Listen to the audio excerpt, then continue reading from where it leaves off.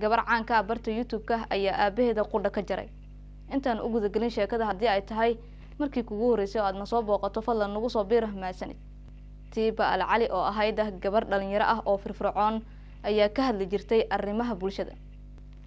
Waxa ay bilowday channelkeeda kadib markii ay ku soo guurtay wadankeeda Ciraaq sanadkii 2017 markaas oo da'deedu ay ahayd 17 sano. waxayna ka hadli jirtay arrimo ku saabsan isqurxinta guurka iyo waxyaabo kale. Tiiba waxa ay ku faraxsanayd in ay soo jiidatay 10,000 oo daawadayaal ah.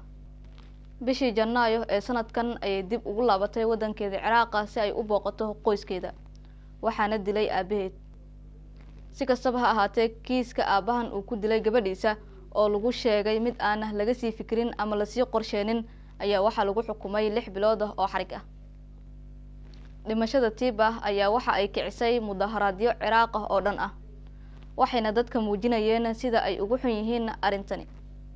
Tiiba waxa barteeda YouTube ku xirnaa kumanaan daawadayaal ah oo ka naxay geerideeda.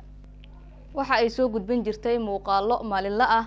waxa ay muuqaalkeedii ugu horeeyay ee November 2021 ku sheegtay in ay u soo guurtay wadanka Turkiga si ay u horumariso waxbarashadeeda. laakiin Tiiba waxa ay dooratay in ay sii joogto wadanka Turkiga. sababtuna waxa ay ku sheegtay in ay ku faraxsanayd nolosha ay gashay. laakiin wararka ayaa sheegaya in Tiiba aabaheeda uusan ku raacsanayn go'aankii ay ugu guurtay dalka Turkiga iyo in ay la midowday ninkeeda oo ahaa nin ka soo jeeda dalka Suuriya, iyaga oo ku wada noolaa magaalada Istanbul ee dalka Turkiga.